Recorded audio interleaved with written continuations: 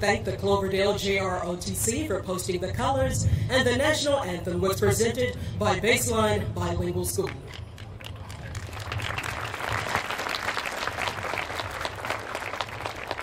At this time, please welcome Commissioner Sharon Ingram for opening remarks. Thank you.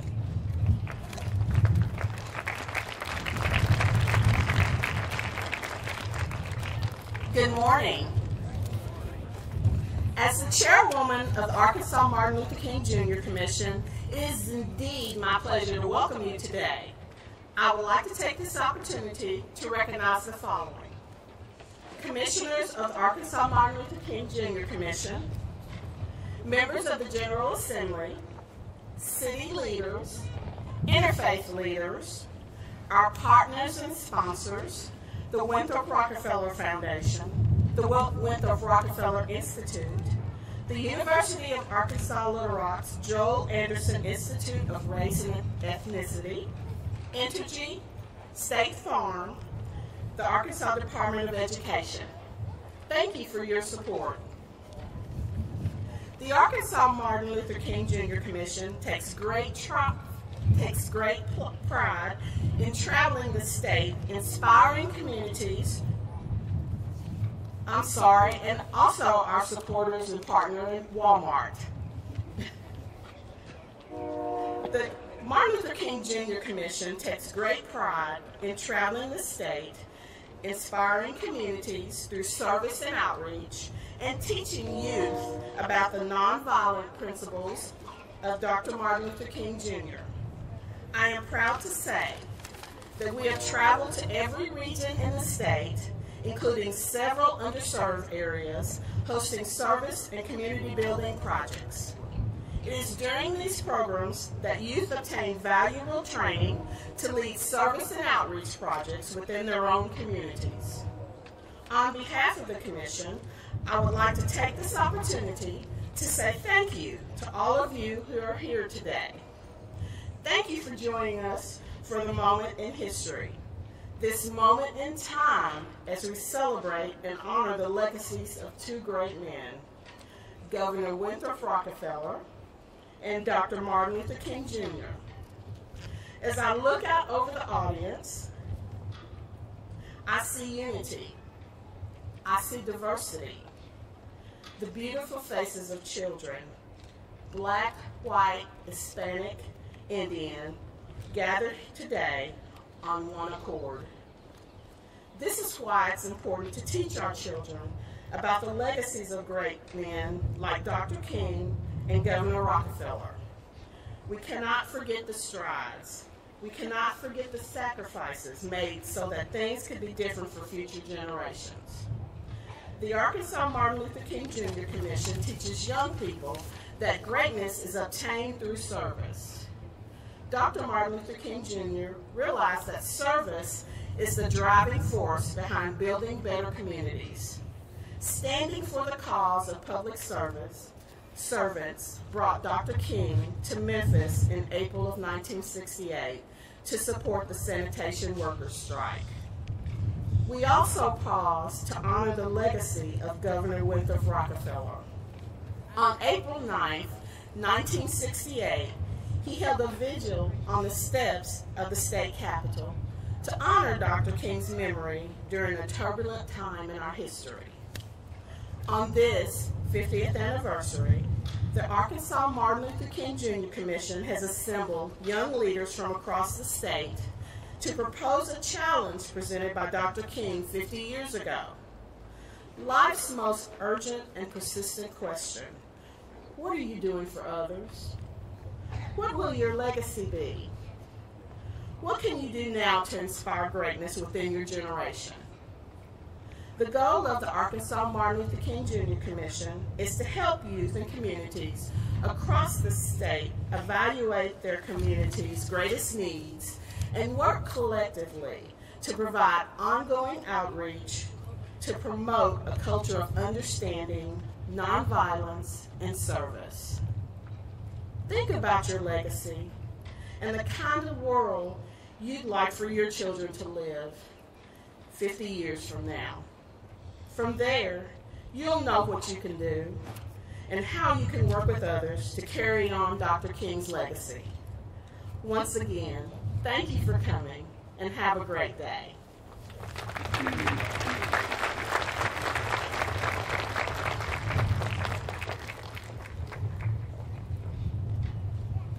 Thank you so much, Commissioner Ingram. At this time, the Arkansas Martin Luther King Jr. Commission is pleased to partner with the University of Arkansas Little Rock's Anderson Institute on Race and Ethnicity. Please welcome Dr. John Kirk.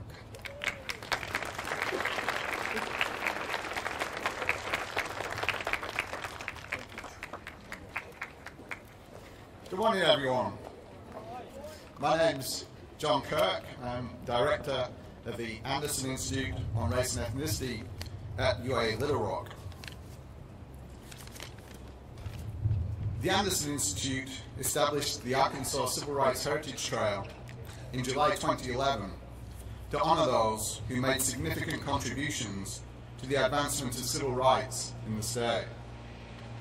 The trail begins outside the old State House Convention Center on East Markham Street and will eventually run through the downtown corridor to the William J. Clinton Presidential Center and Park. We are very grateful to East Harding Construction, and in particular to Bob East, Van Tilbury, and their construction team for each year donating their time and talents to laying the 12-inch bronze markers in the sidewalk for each individual honoree. We are also grateful to City Manager Bruce Moore and the City of Little Rock for their annual help and cooperation in supporting the trail. We are delighted this year to partner with the Arkansas Martin Luther King Commission and the Winthrop Rockefeller Foundation as part of this ceremony. The civil rights movement in Arkansas has a long and rich heritage. I was thinking earlier this week about one of our previous Civil Rights Trail honorees, Ozell Sutton, whose story is particularly relevant today.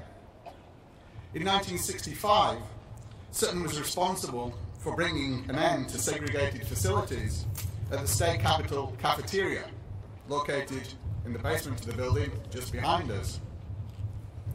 In April 1968, 50 years ago today, Sutton was in the room. Sutton was from Gould, Arkansas, right next door in the room to Martin Luther King Jr. at the Lorraine Motel when King was tragically assassinated. Sutton also worked for Governor Winthrop Rockefeller in a number of capacities, including heading the Governor's Council on Human Resources, which identified qualified black candidates for state government jobs. This year, we commemorate the civil rights legacy of Governor Winthrop Rockefeller, who served in office from 1967 to 1971. Governor Rockefeller appointed many African Americans to state commissions, boards, and departments for the first time in Arkansas history, paving the way for the opening of Arkansas government politics to all people. Governor Rockefeller was also the only Southern governor 50 years ago this week to hold a memorial service for Martin Luther King Jr. after his assassination in Memphis, Tennessee, on the very steps of this state capitol building where we're all sitting and standing today. Of course, opening the doors of opportunity is one thing. Finding able, qualified, and experienced people who are capable of taking those opportunities is another. Our honorees today are exactly such people. In pioneering and trailblazing opportunities for African Americans in Arkansas, our honorees paved the way for those who followed in their footsteps. We owe a debt of gratitude for their preparedness and readiness to take on those early leadership roles in Arkansas government. Our honorees this year, and I'll ask each one, the representative, to briefly stand while I introduce them. And again, we have only a very brief time to introduce each one today, but we have an Arkansas Civil Rights Heritage Trail dedicated website where you can find more fuller biographies of our honorees after the ceremony. So our first honoree today is Elijah Coleman, represented by Kaylin Horton from the Dr. Charles Donaldson Academy.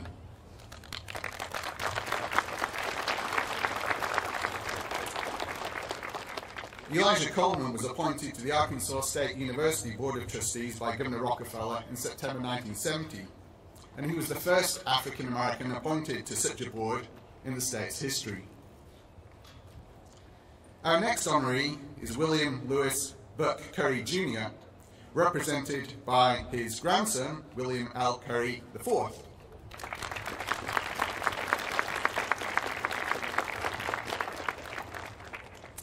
William Curry was appointed to the Arkansas Penitentiary Board by Governor Rockefeller in January 1968, and, as with all of our honorees, he was the first African American appointed to that board in the state's history.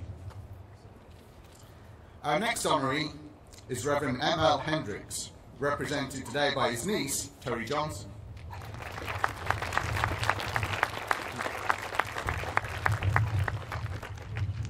Hendricks was appointed to the Arkansas State Police Commission by Governor Rockefeller in February 1968. Again, the first African American appointed to that commission in the state's history. Our next honoree is Dr. Sybil Jordan Hampton, who I'm delighted to say is with us here today.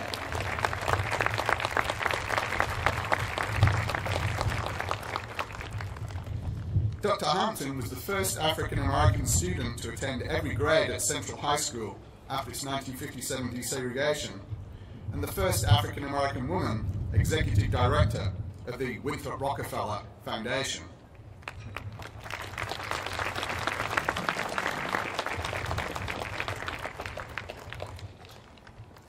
Our next honoree is James Jimmy Hudson, represented today by Dr. Martha Lloyd, Executive Director of the Winthrop Rockefeller Institute, located on Petty Jean Mountain.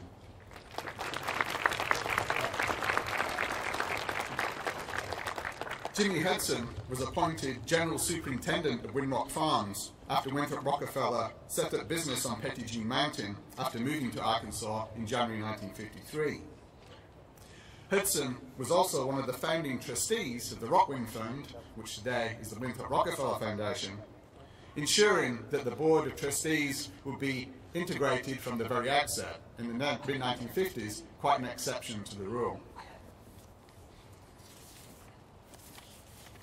Our next honoree is Annie or Zachary Pike, represented by Mr.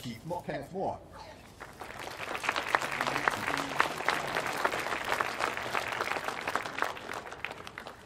Pike was appointed to the Arkansas Board of Welfare by Governor Rockefeller in April 1967. Again, the first African American appointed to the board in the state's history. Our next honoree is Governor Winthrop Rockefeller, represented today by his grandson, Winthrop Rockefeller.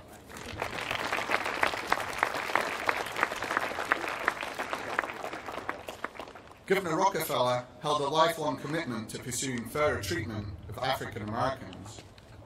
For almost a quarter of a century, he sat on the board of directors of the National Urban League, one of the nation's big six civil rights organizations in the 1960s. His time in office as governor of Arkansas marked a sea change in race relations in the state. Our next honoree is Minnie Pearl Ross, represented today by her daughter, Glenda Ross.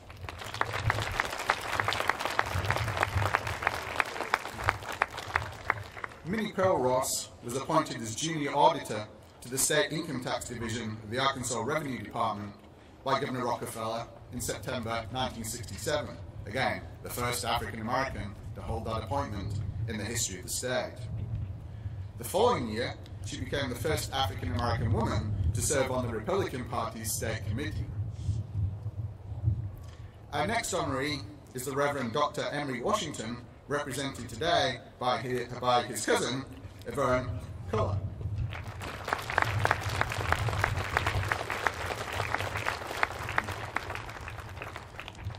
Reverend Washington was appointed to the Arkansas Board of Education by Governor Rockefeller in March 1969, the first African American appointed to the Arkansas Board of Education in the state's history. Our final honoree today is Austin White Williams, represented by Joyce Akidi.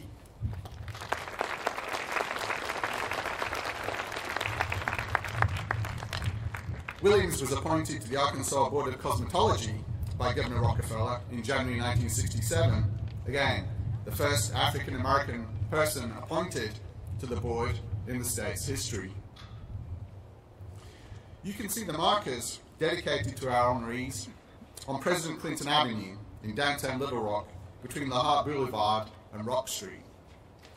You can also download the Arkansas Civil Rights History Tour app to your smartphone to find out more about the Arkansas Civil Rights Heritage Trail, its honorees, and civil rights history in Little Rock and across the state.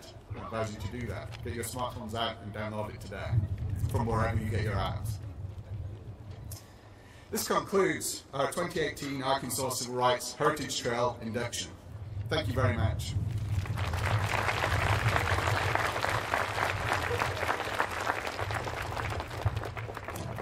Thank you so much, Dr. Kirk. The movement Dr. King had helped to lead lives and inspiring us to service and to take action. His actions call us to stand up for justice. His life calls us to serve and challenges us by asking, what are you doing for others? We have to utilize our most valuable resources wisely, he cautioned, time. The Arkansas Martin Luther King Jr. Commission travels the state, bringing communities together, inspiring, educating, and training young leaders in service, promoting community, dignity, economic development, and nonviolence. At this time, I'm honored to present the visionary leader of the Arkansas Martin Luther King Jr. Commission and the 2018 Federal Drum Major for Innovation Service Award winner, Mr. Deshaun Scarborough.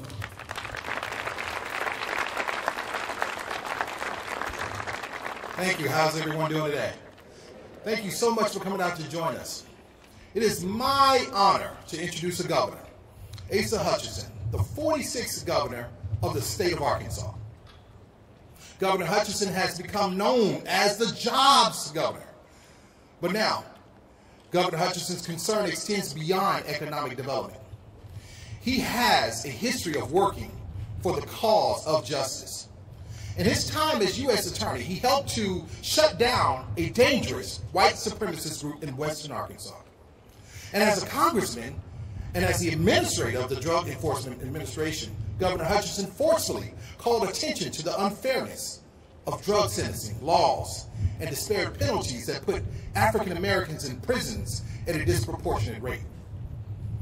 Now, in 2017, Governor Hutchinson helped lead our lawmakers to set aside a holiday that is solely for the memory and celebration of the life of Dr. Martin Luther King Jr.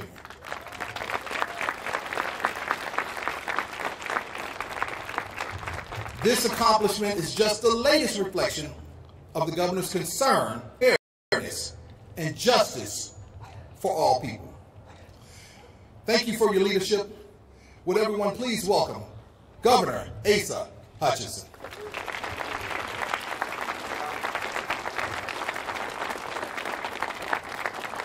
Thank you, Deshaun.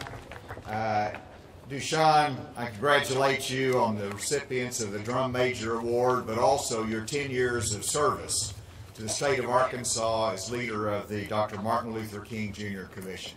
Thank you, Deshaun, for your leadership. Mrs. Rockefeller, Gwen Rockefeller, thank you for being here to recognize the leadership of Governor Rockefeller in the civil rights movement, and this makes this day even more special. 1968 was a year of intense national turmoil. Cynicism about the United States government, the war, and authority figures in general was at a level perhaps never seen. We were 18 years into the Vietnam War, losing American soldiers at a rate of several hundred a week. The youth were taking to the streets and college campuses to protest the war and call for peace. The leaders of the civil rights movement were marching for change. This was all 1968. Out of the midst of the clamor, there arose a man who spoke to both issues. Martin Luther King Jr. called for an end to the war in Vietnam, and he called for peace and justice among the races in the United States. The war in Vietnam and the fight for equality at home were intertwined, he said. On April 4, 1967, 1 year to the day before he was shot to death, Dr. King delivered a speech in New York City that was his first public opposition to the war. He said, quote, "We are taking the black young men who had been crippled by our society and sending them 8,000 miles away to guarantee liberties in Southeast Asia, which they had not found in Southwest Georgia and East Harlem. So we've been repeatedly faced with the cruel irony of watching Negro and white boys on TV screens as they kill and die together for a nation that has been unable to seat them together in the same schools," end quote. Dr. King had a way of making you feel uncomfortable. Dr. King had a unique capacity to challenge the status quo, to make you think, to help you to look at the issues of the day that confront you that might make you decide to do something different. On April 4, 1968, Martin Luther King Jr. was brought down by an assassin's bullet. Later that day, Robert Kennedy was in Indianapolis about to speak to an audience, and he was informed of the death and assassination of Martin Luther King. It was his responsibility to go out to that audience and give them news they did not want to hear to a nation that was already hurting. And he gave that message and referenced his own brother's assassination. And then, unbeknownst to him, of course, months later, he would be killed by an assassin's bullet. These were traumatic times. They were difficult times. It was at that moment that Governor Rockefeller said, "I'm going to stand with the African American leaders in Little Rock. We're going to stand here on the state capitol, and we're going to say we're together."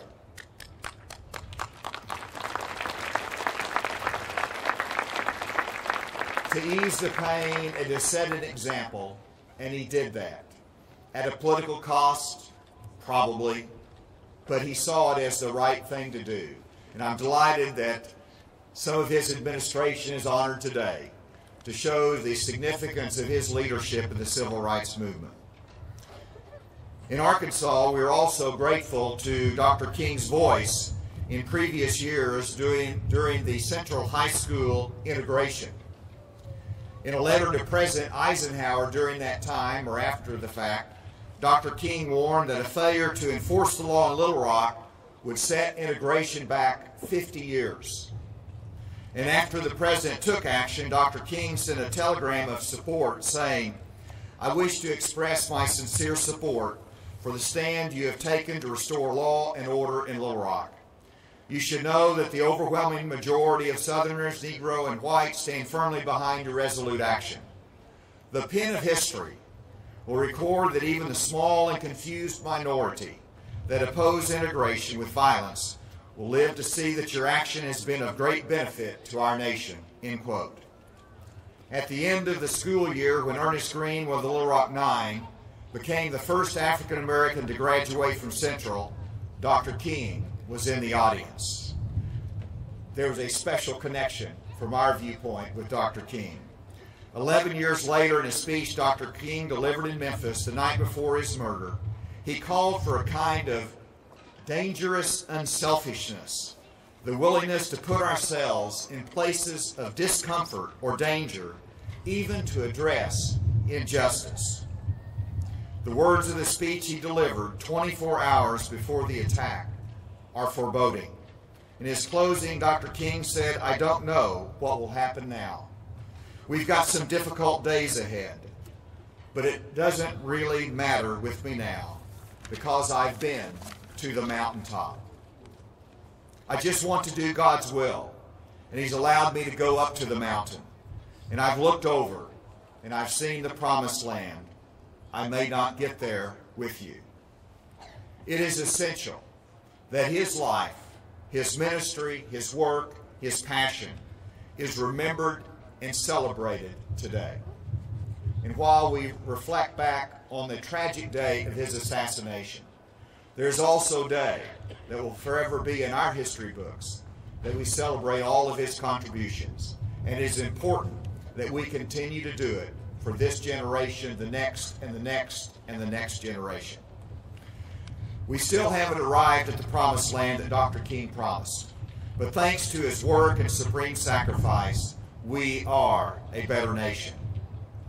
I read this morning that vertical help often is delivered horizontally. That means help from God often comes through the hands of people next to you. That was the message of Dr. King. His words that encourage us to take the higher road of compassion, service, equal treatment, and justice. That is the promised land. Thank you, and God bless you.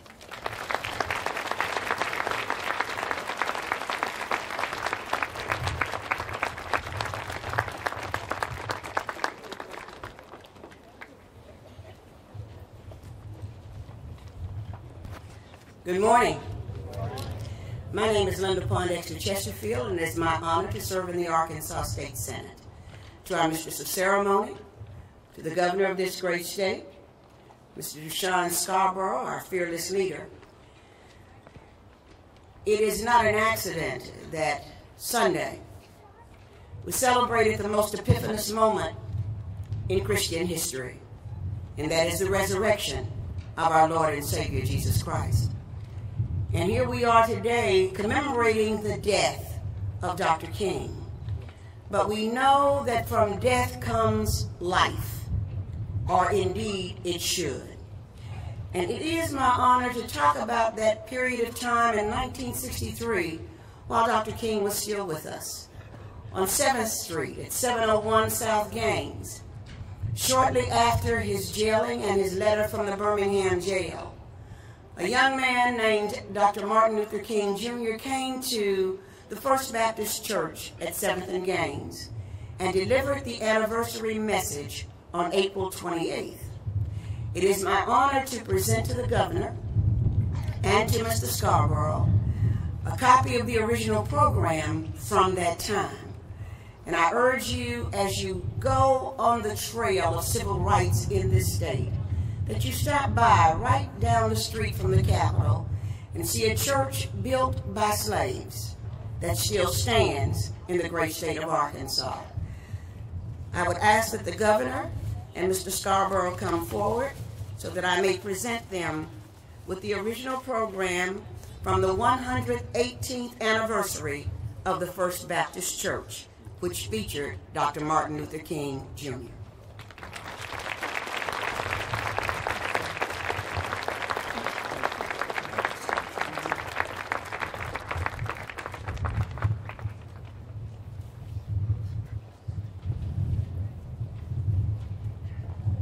Thank you so much, Senator Chesterfield and Governor Asa Hutchinson. Let's give both of them another round of applause.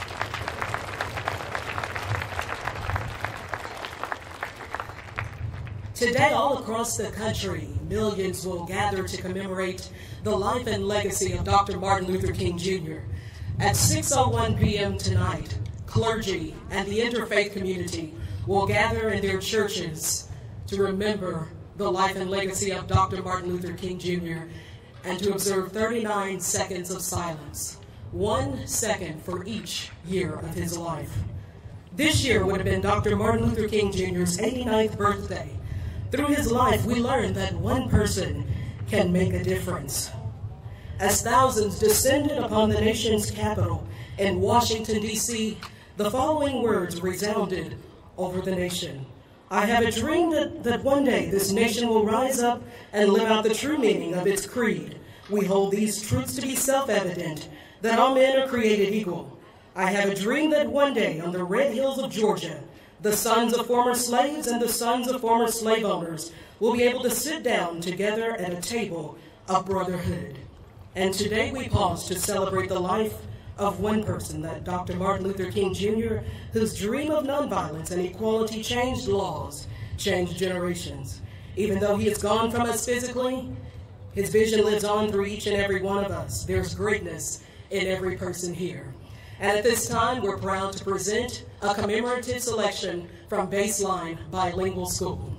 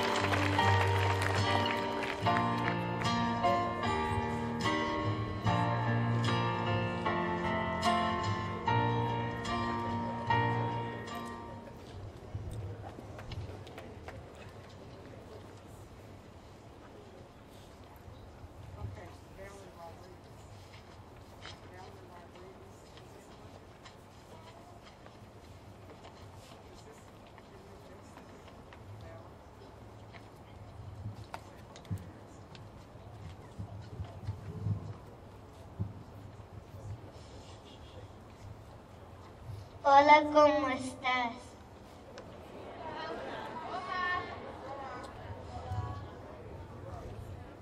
I'm Valerie Rodriguez, third grader from Baseline Bilingual Escuela. Who am I? I'm God's child, unique. I have something to do with me that only can be done by me. I'm proud to be myself, beautiful in my own way, to seek and live in my own individual identity, and to know that God loves me just as I am. Who has chosen is part of His plan to be a light and see the light. Hallowed my greatest day. On my way, that's my loudest praise. Who am I? I'm God's child.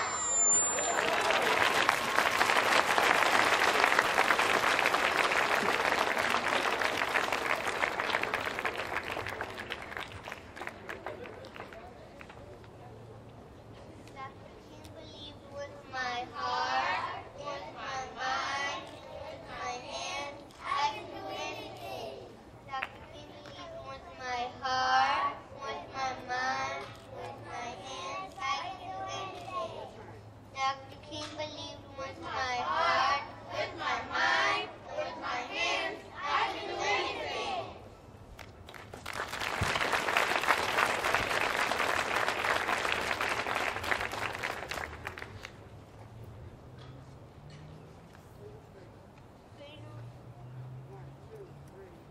Freedom, everything, let us live in Dr. King. Let us live in harmony.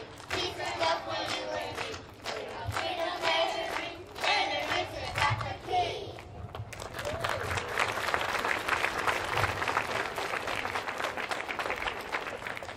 Thank you.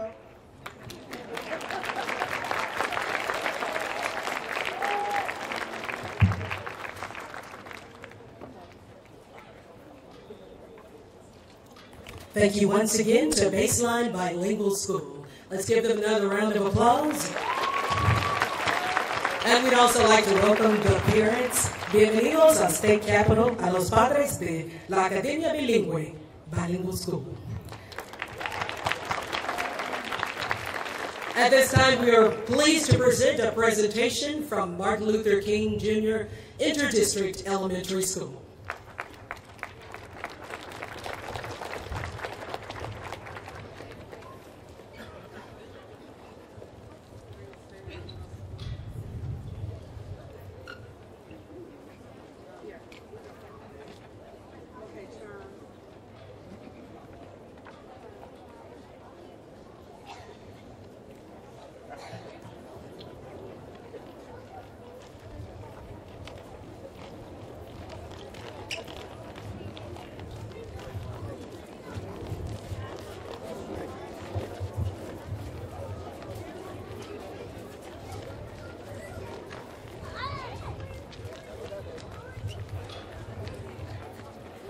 While we're in transition, we'd also like to remind the governor and staff and also the Rockefeller family and the Institute on Race and Ethnicity to stick around for a few minutes after the program for photo opportunities from the press. Thank you.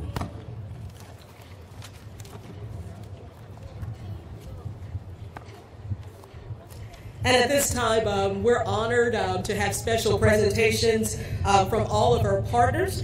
We have a special presentation and remarks at this time from the Winthrop Rockefeller Institute.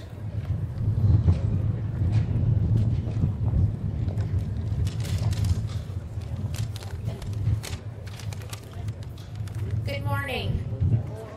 I'm Marta Lloyd. I'm the director for the Winthrop Rockefeller Institute, and I appreciate the honor to make a few comments today.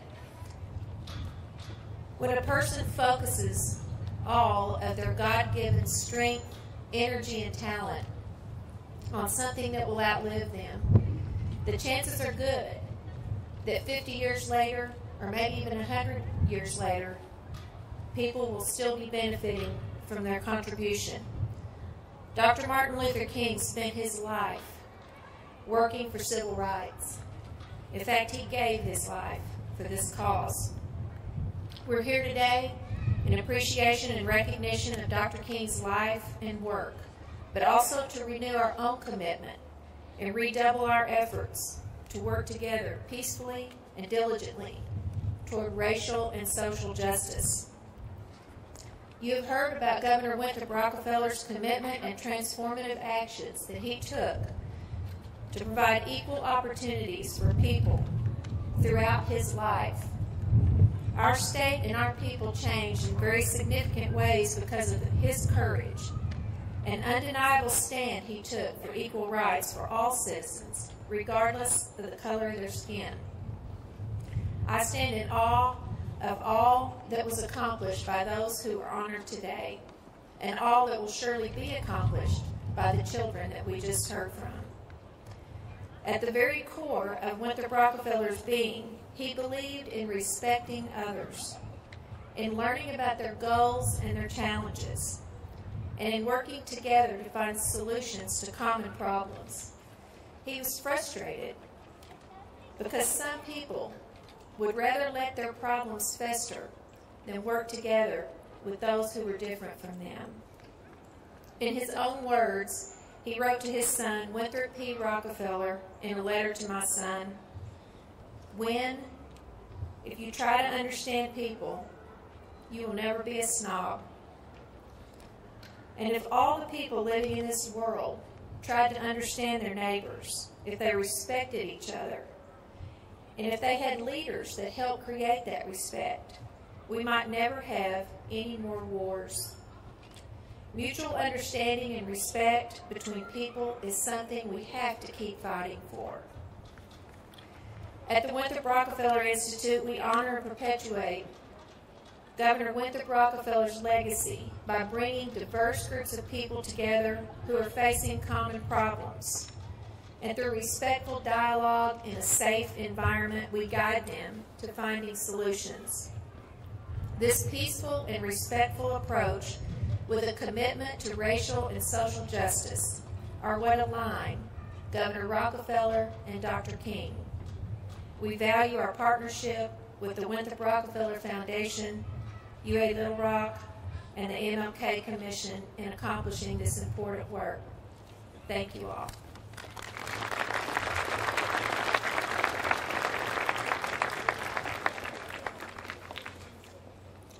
Thank you so much.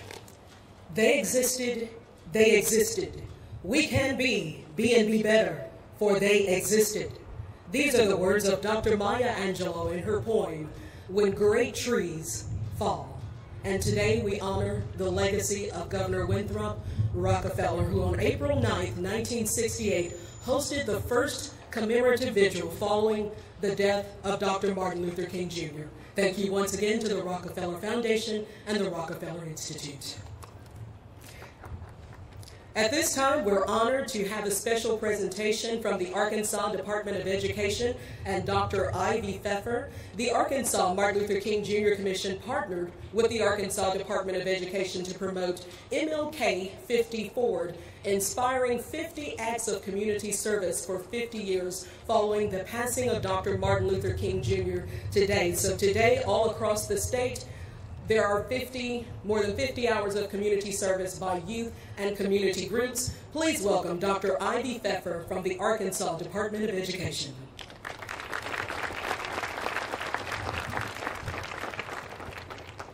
Thank you and good morning. I'm pleased to be here on behalf of the Arkansas Department of Education and Commissioner Johnny Key. At the Department of Education, our mission goes beyond preparing students for college and careers. We also believe that students should be engaged in their communities. And we have the opportunity today in our education system to value and recognize service as part of our education priorities. We are also very pleased to join with the Martin Luther King Jr. Commission to encourage educators and local leaders to support students as they serve communities and make Arkansas a better place to live and to learn. We support the Commission's 50 Acts of Service and encourage schools around the state to participate in an hour of community service. The ADE is also working with schools to promote community service learning in every school to provide more opportunities for students to serve and to learn. Community service learning in Arkansas combines service to the community with student learning opportunities in a way that improves both the student and the community. Some of the examples of community service learning in Arkansas schools today include students who are helping to create disaster preparedness plans for their local communities and working with their local crisis response systems. We have students who are creating maps of hazardous areas on their local lakes. We have students engaged in projects that where students are helping to conduct energy audits of their schools. They're studying and implementing strategies to improve water quality in their local rivers and streams. We have students volunteering in animal shelters and actually creating pet adoption opportunities. We have students who are creating and implementing little free libraries in cities all across Arkansas to not only promote the love of reading, but to provide access to reading materials for students and families. We also have students using 3D printers to create prosthetic limbs and using technology in ways that will provide them with so many opportunities for their future.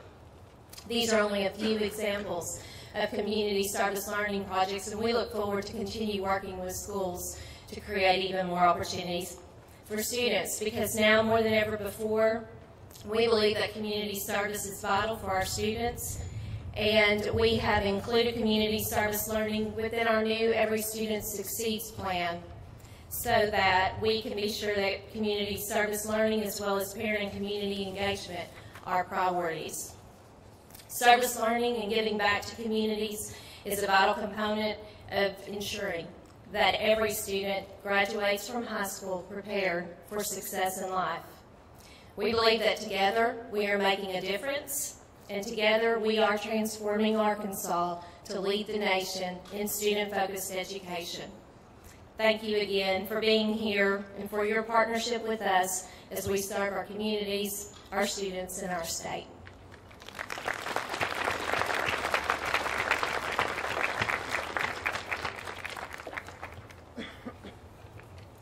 Thank you so much, Dr. Pfeffer. At this time, we have a special presentation from Martin Luther King Jr. Interdistrict Elementary School.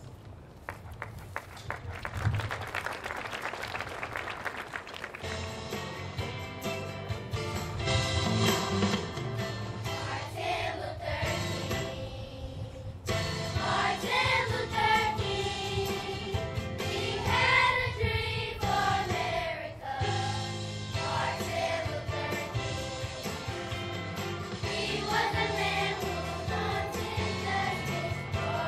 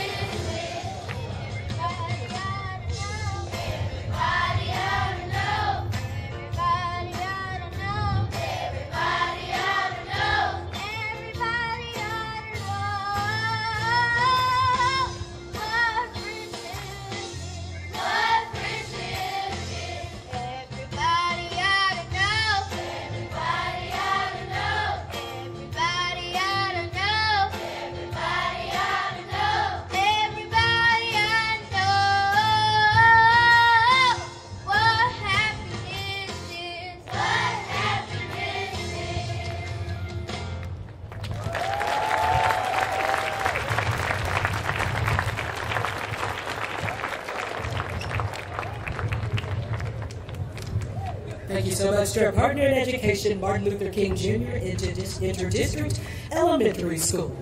And at this time, we're pleased to have remarks from the Winthrop Rockefeller Foundation.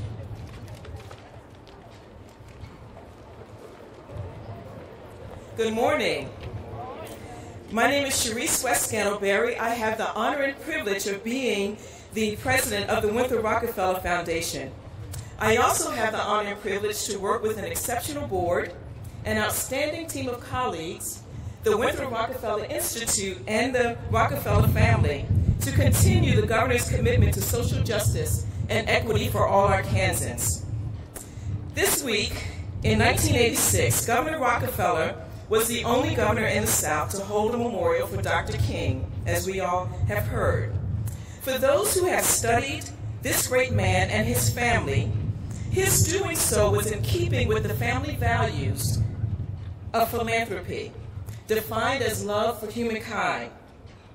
Governor Rockefeller was a supporter of civil rights, and he knew that Dr. King's assassination on that day, something in America died that day.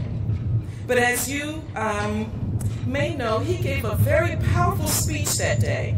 And his speech was full of hope, and he took a bold leadership stance in continuing Dr. King's dreams.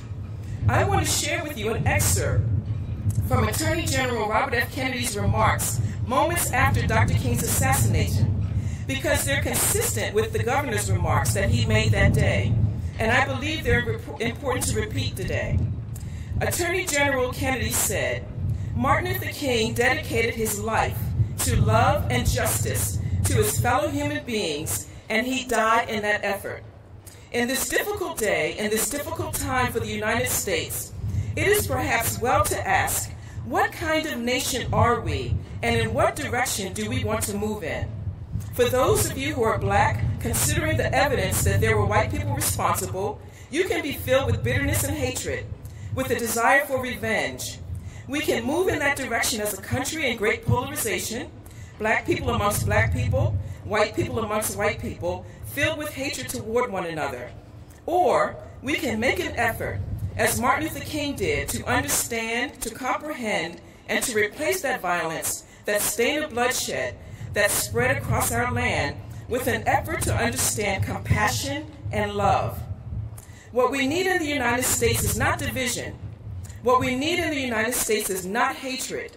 What we need in the United States is not violence or lawlessness, but love, wisdom, compassion toward one another, and a feeling of justice toward those who still suffer in our country, whether black or white. The vast majority of white people and the vast majority of black people in this country want to live together, want to improve the quality of life, want justice for all human beings who abide in this land. Let's dedicate ourselves to that and say a prayer for our country and a prayer for our people. Thank you.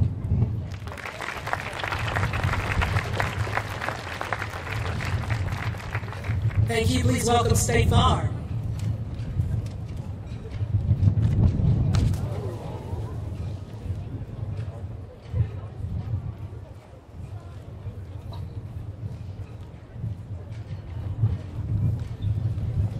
Good morning. Thank you all so much for allowing us to give a brief presentation. My name is Whitney Crater Owens, and I am a State Farm agent here in Little Rock. Joining me here today is State Farm Counsel Mike Lane, Grassroots Specialist Molly Alexander, and Counsel Martha Hill. It is amazing to think about the tremendous impact that Dr. King had on this nation in the brief 39 years that he was alive. It makes me wonder and imagine what other things he could have accomplished if he was still here today. His impact also inspires me to honor his life through his ideals. At State Farm, we applaud the mission of the Arkansas Martin Luther King Jr. Commission and their work to promote racial harmony, understanding, and respect among the citizens of Arkansas. Because of the amazing work they do, we are here today to present a $5,000 State Farm Good Neighbor Citizenship Grant to help you continue to share the dream that Dr. King had for all of us. Congratulations.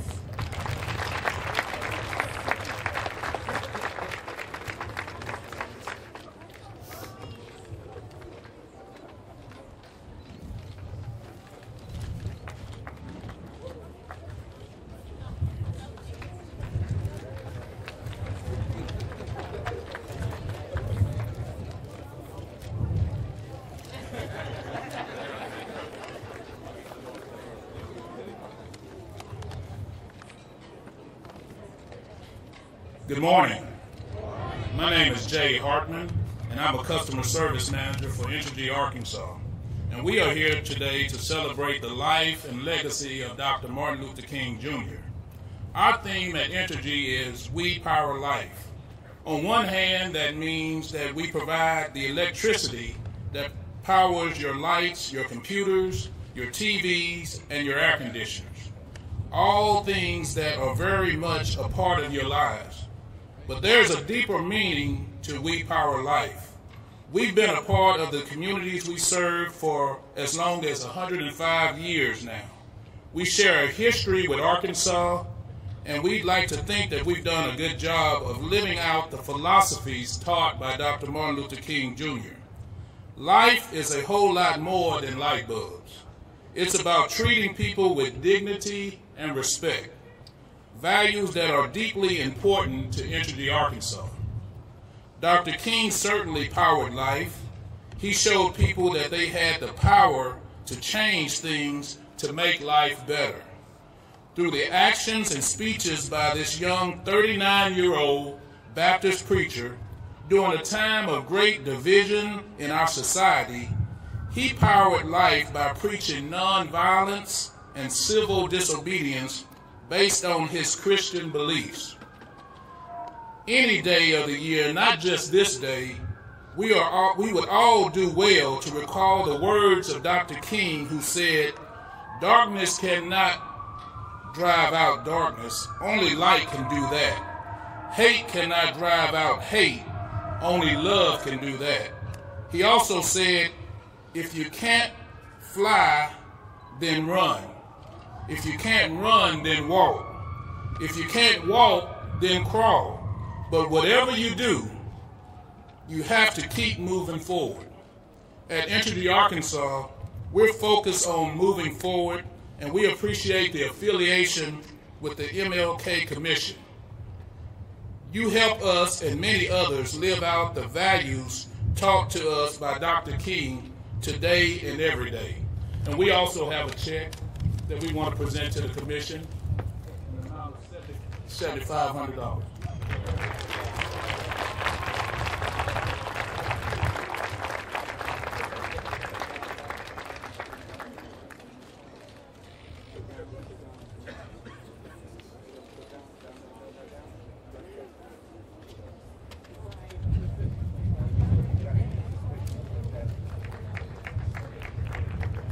At this time, we have a special presentation from Walmart. Good morning. My name is Michael Lindsay. I'm the Director of Public Affairs for Walmart. And on behalf of our more than 50,000 associates that live and work here in Arkansas, we are pleased to be a part of this ceremony in remembrance of Dr. King, the legacy. And we are also very pleased and excited to be a partner with the Martin Luther King Commission.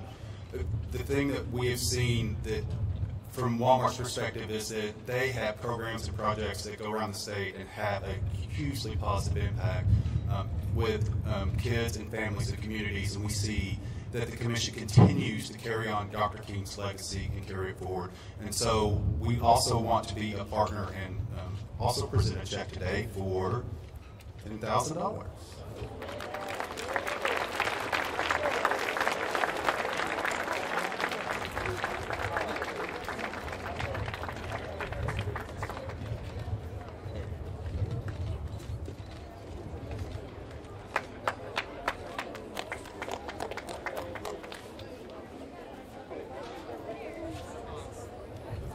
I'd like to thank our sponsors so much for believing in us and donating to the cause of promoting and exemplifying youth throughout the state of Arkansas. Thank you so much.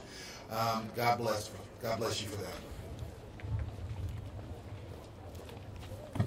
Thank you once again to all of our sponsors: Entergy, State Farm, Walmart, the Arkansas Department of Education, the UALR, Anderson Institute on Race and Ethnicity, the Winthrop Rockefeller Foundation, and the Winthrop Rockefeller Institute. Thank you so much once again. At this time, we'd also like to encourage you to participate, to all of our youth, in 50 Forward Today, 50 Acts of Kindness. Take photos, and please use the hashtag AMLKC forward. Also, we'd like to invite you to like our Facebook page, the Arkansas Martin Luther King Jr. Commission, to see photos from today and several of our other community service events from across the state. Please like us on Facebook once again, and also log onto our Facebook page and King page at amlkc.org, ourkingdream.org. At this time, we're honored to have commemorative remarks from the men of Alpha Phi Alpha Fraternity Incorporated.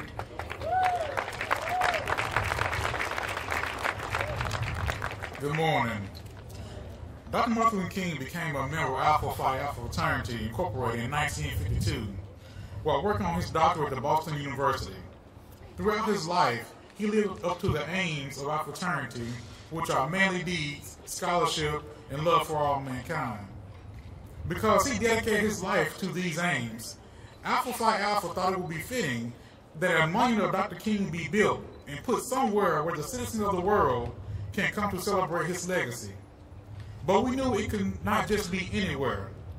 So in 1994, under the General President of Alpha Phi Alpha, Milton Davis, a proposal was submitted to build a national memorial to Dr. King. In November 1996, President Bill Clinton signed congressional legislation proposing the establishment of a memorial in the District of Columbia to honor Dr. King. In March of 1998, John Carter testifies before a Senate subcommittee which oversees memorials in Washington, D.C. In an excerpt from that testimony, he says, "We now have an opportunity to break the trends of memorials to war and erect a monument which delivers a message of lifelong peace in our land. A memorial which embodies not just the image of Dr. King, but the image of America, which is often called the melting pot of the world." And in May of 1998, the charter was approved for a piece of land in an area usually reserved for United States presidents. And now, when you visit our National Mall in Washington, D.C., you will see a king amongst presidents. We will continue, yes. We will continue to celebrate Dr. King this Saturday. When that came down from our national headquarters, every chapter of Alpha Phi Alpha in the United States and beyond was charged with raising money, sending more money to Washington, D.C. to raise money for this effort. And so we did. Here in Little Arkansas, there was no different. We started Martin Luther King Living Legacies Breakfast. And this Saturday, on April 7th, we will celebrate again. We'll continue the celebration on the campus of University of Arkansas, Little Rock, at 9 o'clock in the morning, one of which will be our honorees, our very own Governor, Asa Hutchinson. And so if you'd like more information on this and like to attend, you can visit Eventbrite, MLK, Living Legacies. Thank you so much.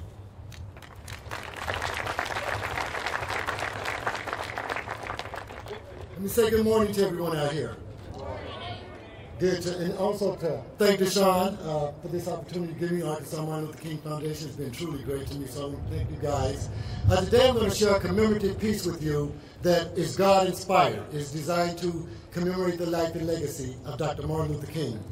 It is entitled, "The Dream of a King." Today, let us honor Dr. Martin Luther King for the blueprints he drafted to a liberated dream that would end segregation and the Jim Crow laws that privilege and prejudice and racism caused.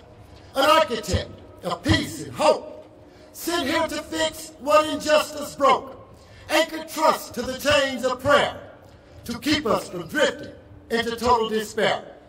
On January 15th of 1929, the Declaration to Freedom and Equality was signed. Atlanta, Georgia's emblem of pride, born from a promise that can't be denied. Heaven had deposited an angel on earth to save it because of its value and worth. His nonviolent approach prevailed when those at war thought it would fail. His weapon of choice was faith and trust, prayed when the rains came down on us. The hostile climate of social unrest tried to disrupt the peaceful protests. But the boycotts, marches, and slip and shop signs were garments that strengthened courage design. From Rosa Parks to her tired aching feet that stood when she refused to give up her seat.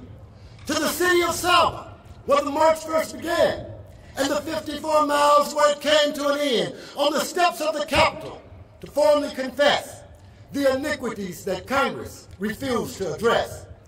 He joined the protests down in Memphis, Tennessee, when the strike left the streets piled up with debris, because the sanitation department thought it made sense to practice Jim Crow despite the consequence. But the dream of a king, once it awakes, will fight for its people for as long as it takes. He dreamed of a mountain where he stood on the top, bared witness to a promise that evil couldn't stop. A land where God's children, no matter what color, had nothing but love and respect for each other.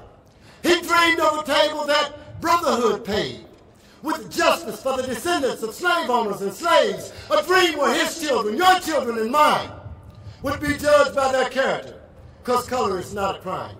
Where little black kids would grab hold of the hands of little white kids together and stand where the bells of freedom struck fear and hate from the prodigious hilltops of New Hampshire state, from the pinnacle of New York where the mighty mountains roar, to the heightening Alleghanies of the Pennsylvania shore. Let freedom ring from the bells of hope, from the Colorado Rockies to the California slopes, from the stone-soaring mountains of the Georgia peach tree to the sun-polished peaks that bless Tennessee, from the Mississippi Delta to the grass-covered hills, to the Bible Belt states for their religious appeal. Let freedom ring for the blacks and the whites, for the Jews and Gentiles that stood up for the fight. Let freedom ring from the west to the east, from the Protestant to the Catholics that prayed for our peace. He dreamed that this nation would live up to its creed, and that those who have more will help those that's in need, that we hold these truths to be self-evident. All men were created from the gift equal sent. Like the doves that were freed, he taught us to fly, gave wings to a dream, then showed us how high. But on April 4th of 1968, rage sent revenge on a mission of hate. And out of all the Southern governors that was in Martin's debt, only one held a vigil to pay their respects. On April 7th of 1968, Governor Winthrop Rockefeller chose love over hate. He sent out invitations in honor of Dr. King, but not one member of Congress showed up for the dream to reconcile and help mourn the loss his presence had paid and his absence cost. It would take priceless forever to save, enough to cover the life Martin gave. For in our darkest hour, the angel of hope used light to repair what darkness broke. To commemorate these 50 years, we celebrate both the joy and tears. So yes, Brother Martin, let freedom ring from the north to the south and everywhere in between. And in the words of that old Negro spiritual song, we are free at last, united and strong. Thank you. God bless. I love you all, and let's keep the dream alive. Thank you so much. That was Ontario Cameron. As we close, everybody repeat after me. There is a king in me. All right, we invite everyone to stand and lock arms.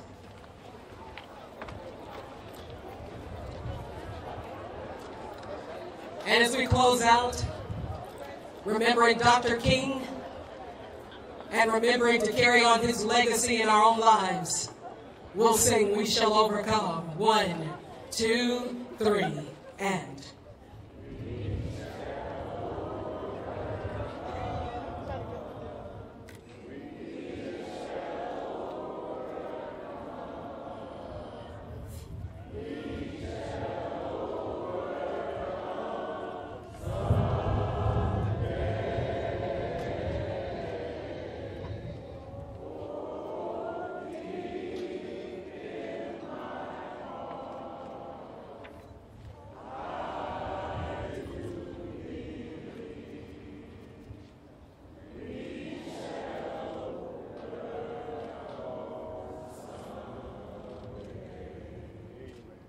We thank you for sharing with us in this historic moment, the 50th Commemorative Vigil, honoring Dr. Martin Luther King Jr.